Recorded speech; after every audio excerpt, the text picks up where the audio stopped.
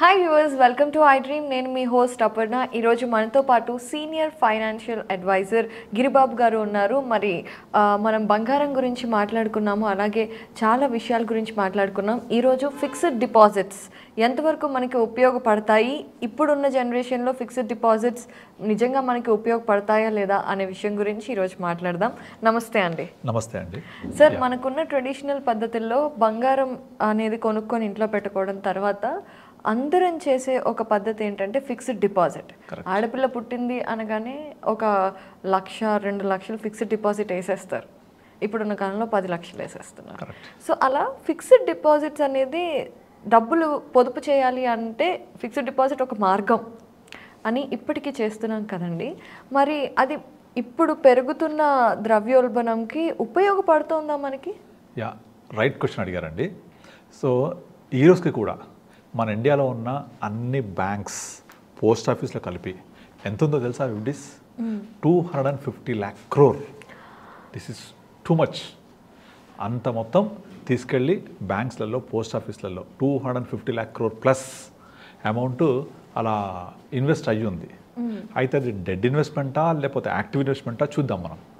మీరు ఒక 20 years back వెళ్ళండి. 20 years బ్యాక్ నార్మల్ అన్ని nationalised banks like state bank of India, అప్పటి ఆంధ్ర బ్యాంక్, విజయ బ్యాంక్, ఇలా బ్యాంక్స్ అన్నీ కూడా డబుల్ డిజిట్ ఇంట్రెస్ట్ రేట్ ఇచ్చేవి. డబుల్ డిజిట్ అంటే 10+%. అదే ప్రైవేట్ బ్యాంక్స్, కోఆపరేటివ్స్ వస్తే 14%. ఇంకొంచెం ముందుకెళ్ళి NBFCs, non banking finance corporations, వాళ్ళు 18% ఇచ్చిన సందర్భాలు కూడా ఉన్నాయి. మీకు కృషి బ్యాంక్ గుర్తుందా? ఎగిరిపోయింది. They have offer 24% rate of interest. అంటే అఫ్కోర్స్ అది చాలా టూ మచ్, అది అందుకే ఎగిరిపోయింది. అది అందరు లాస్ అయిపోయారు. అది వదిలేస్తే normal bank rate of interest at 2 decades back it was around double డిజిట్తో స్టార్ట్ అయ్యి nationalised banks it was run up to 15, 16, 18% కూడా. అయితే అది 18%, 15%, 10% ఇచ్చేంత కాలం నో ప్రాబ్లం, నో ఇష్యూస్. ఎందుకు అంటే ఆ రేట్ ఆఫ్ ఇంట్రెస్ట్ అనేది ఇన్ఫ్లేషన్ బీట్ చేస్తుంది. 20 years బ్యాక్ ఇన్ఫ్లేషన్ ఎంత ఉండే? ఆల్మోస్ట్ 8-9% ఉండే కదా. సో ఇన్ఫ్లేషన్ కంటే కొంచెం ఎక్కువే ఉంది. సో బీట్ చేస్తుంది కాబట్టి అప్పుడు టైంలో ఓకే అది. అయితే ఎప్పుడైతే ఒక ఆర్థిక వ్యవస్థ డెవలపింగ్ ఎకానమీ నుంచి ఎమర్జింగ్ ఎకానమీకి మారుతున్నప్పుడు ఆ ఎకానమీలో ఫస్ట్ అండ్ ఫార్మోస్ట్ మనం చూసేది ఏంటంటే ఫాలింగ్ ఆఫ్ ఇంట్రెస్ట్ రేట్స్. మీరు యుఎస్ తీసుకోండి, advanced country, Europe advanced countries, Canada, Australia, ఈ కంట్రీస్లో ఇంట్రెస్ట్ రేట్ ఎంత ఉంటే ఐడియా ఉందా? హార్డ్లీ 1%, 2%. అసలు డిపాజిట్ అనే కాన్సెప్టే ఉండదు. ఈ కంట్రీస్లో ఒక 5-6 decades బ్యాక్ వాళ్ళ దగ్గర కూడా ఇంట్రెస్ట్ రేట్స్ ఎక్కువే ఉండే, 6%, 7%. ఎప్పుడైతే ఎకానమీ గ్రో అవుతుంటుందో, ఎకానమీ గ్రో అవుతున్నప్పుడు ఆ ఎకానమీలో ముఖ్యంగా 3 categories చేంజెస్ చూస్తాం. ఒకటి falling of interest rates, 2 dependency on agriculture will comes down, 3 service sector dependency పెరుగుతూ ఉంటుంది. సో ఎగ్జాక్ట్లీ ఇండియాలో కూడా మనము ఇంట్రెస్ట్ రేట్స్ ఫాల్ చూస్తున్నామా 2 decades నుంచి? మ్యాచింగ్. అగ్రికల్చర్ డిపెండెన్సీ తగ్గుతుందా? And service sector dependency 20 years back 12-15% ఉండే. Today service sector demographic contribution of employment is more than 35-40%. అంటే 3 విధాలుగా, అంటే ఇంట్రెస్ట్ రేట్స్ తగ్గడము, సర్వీస్ సెక్టార్ డిపెండెన్సీ పెరగడము, అగ్రికల్చర్ తగ్గడము, ఈ 3 కూడా ఇండియా డెవలపింగ్ ఎకానమీ నుంచి ఎమర్జింగ్ ఎకానమీకి మూవ్ అవుతున్నట్టుగా ఇండికేషన్స్ ఇస్తున్నాయి క్లియర్గా. సో ఇది జరుగుతున్నప్పుడు అంతా ఇంట్రెస్ట్ రేట్స్ తగ్గుతూ ఉంటాయి. కనుక మీరు కరెక్ట్గా చెప్పినట్టు 20 years back this is a good option of investment.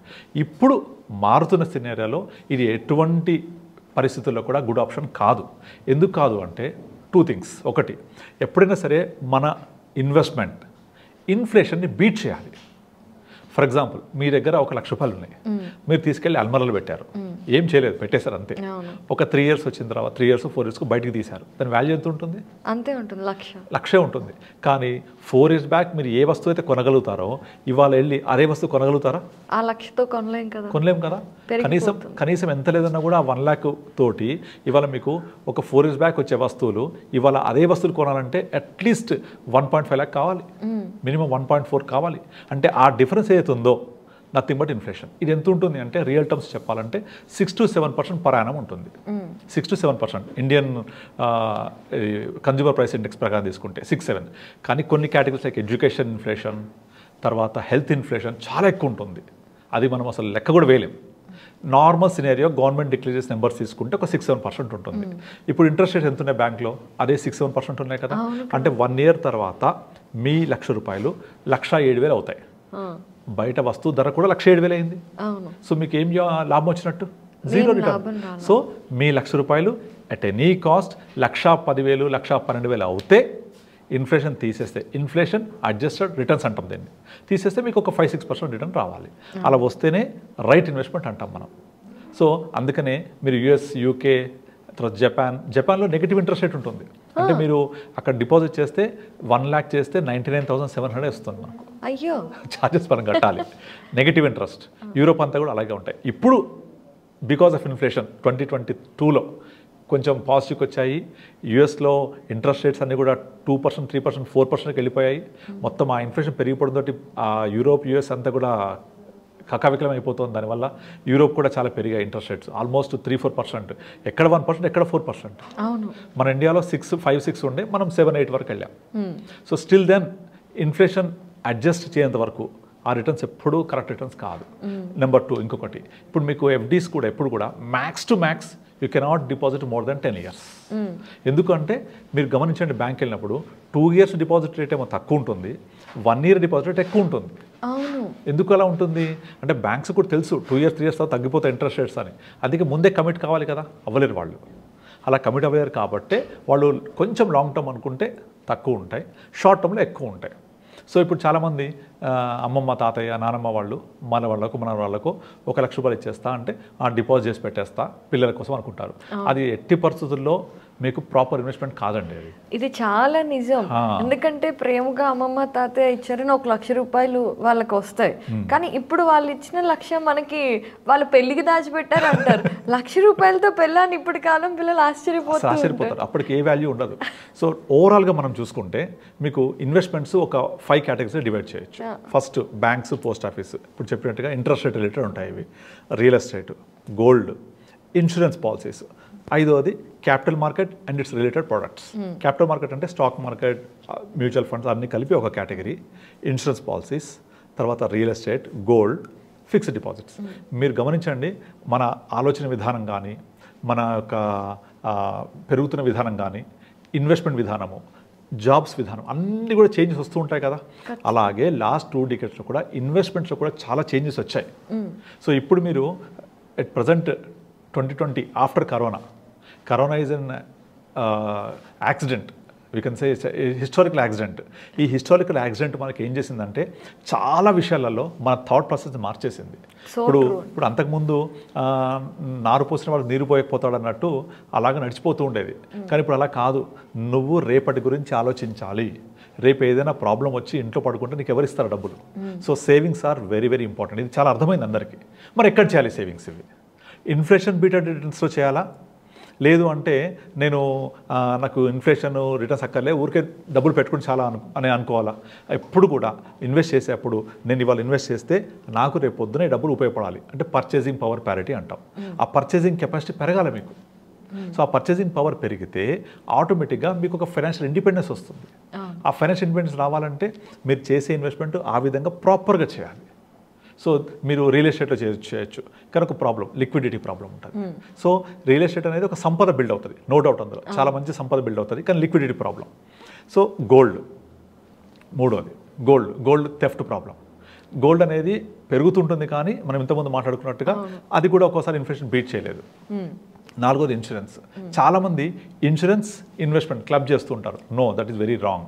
Insurance different, investment different. ఎప్పుడు క్లబ్ చేయకూడదు. ఇన్సూరెన్స్ అనేది ప్యూర్ టర్మ్ ఇన్సూరెన్స్ ఉండాలి. ఇన్వెస్ట్మెంట్ అనేది pure investment which should beat inflation ఉండాలి.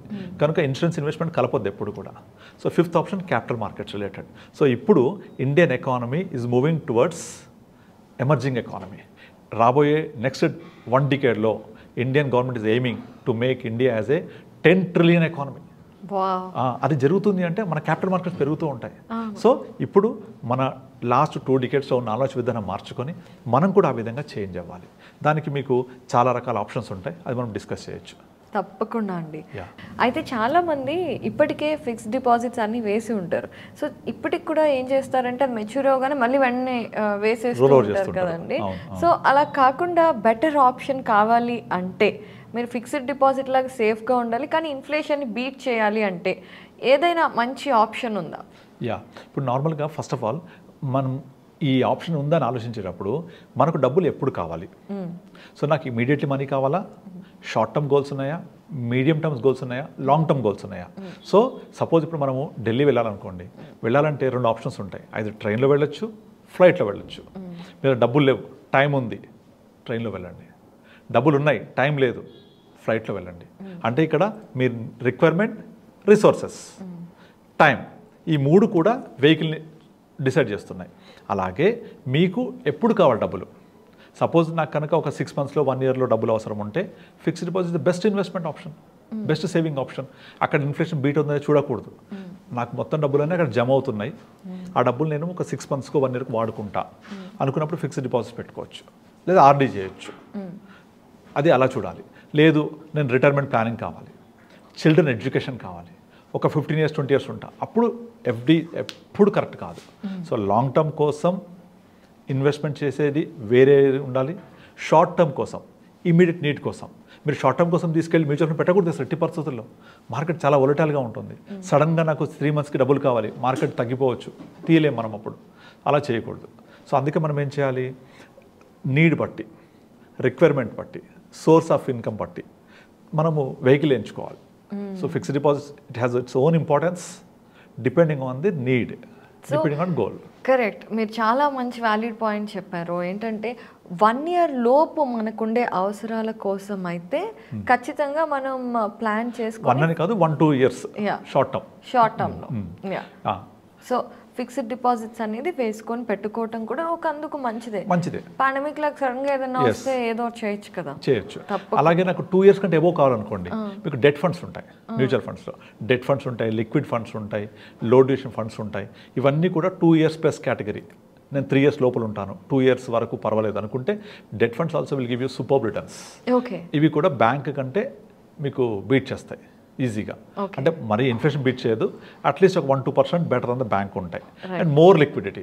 సపోజ్ ఎలా లిక్విడిటీ అంటే మీరు ఒక బ్యాంక్ వెళ్ళి ఒక 2 ఇయర్స్కి ఎఫ్డీ చేశారు, ఆ 2 ఇయర్స్ ఎఫ్డీని మీరు బ్రేక్ చేస్తే వాడు పెనాల్టీ వేస్తాడు. కానీ మ్యూచువల్ ఫండ్స్ ఆ ప్రాబ్లం ఉండదు, ఎగ్జిట్లు ఉండవు డెట్ ఫండ్స్కి చాలా వాటికి. సో మీరు 1.5 ఇయర్ తీసుకుంటారా, 1 ఇయర్ తీసుకుంటారా, మీ ఇష్టం తీసుకోవచ్చు. మీరు ఒక షార్ట్ డ్యూరేషన్ ఫండ్ లేకపోతే మీడియం డ్యూరేషన్ ఫండ్ తీసుకొని ఓ 2 ఇయర్స్ 3 ఇయర్స్ తీసేసుకుంటే ఎగ్జిట్ ఉండదు, మంచి రిటర్న్స్ కూడా వస్తాయి. That also better on the FD, bank FD. కనుక మీరు డ్యూరేషన్ పెరిగినా కొద్దీ you should come out from the fixed deposits. Short term fixed deposits are very good, RD is very good. Medium term, long term definitely fixed deposits are not at all correct for the investments. అసలు first of all fixed deposit not investment, it's saving. మీరు ఎప్పుడైనా ప్రపంచంలో ఎవరైనా savings బ్యాంక్లో పెట్టి rich అయిన వాళ్ళు చూసారా? ఉండరు. ఎవరు కూడా ఇన్వెస్ట్ చేసి రిచ్ అవుతారు. That is the essence of rich dad and poor dad. మీరు rich dad poor dad book చదివితే ఆ బుక్లో మొత్తం చెప్పేదంతా కూడా ఇన్వెస్ట్మెంట్ బిజినెస్ ఇదే మాట్లాడుతూ ఉంటారు. ఇన్వెస్ట్మెంట్ బిజినెస్ ఉంటే గ్రో అవుతాం, రిచ్ అవుతాం. సేవింగ్స్ హ్యాబిట్ ఉంటే అక్కడే ఉంటాం. ఇన్ఫ్లేషన్ బీట్ చేయదు. సో మన మైండ్ సెట్ ఎలా ఉంటుందో మనం కూడా అలాగే ఉంటాం. So we have change our mind set according to the changing trends. ఒకటే పర్మనెంట్ ఏంటి? చేంజ్. రైట్, ఆ చేంజే పర్మనెంట్ ఎప్పుడు కూడా. ఆ చేంజ్ ప్రకారం మనం కూడా చేంజ్ అవుతూ ఉండాలి. తప్పకుండా అండి. చాలా రియలిస్టిక్గా అంటే ఎలా అప్రోచ్ అవ్వాలి, ఏంటి యాక్చువల్ ఫ్యాక్ట్స్ అనేది ఫిక్స్డ్ డిపాజిట్స్ గురించి చాలా చక్కగా వివరించి చెప్పారు. ఐ హోప్ మన వ్యూవర్స్ అందరికీ కూడా నాలెడ్జ్ వచ్చి ఉంటుంది అని. థ్యాంక్ యూ సో మచ్ అండి. థ్యాంక్ యూ అండి.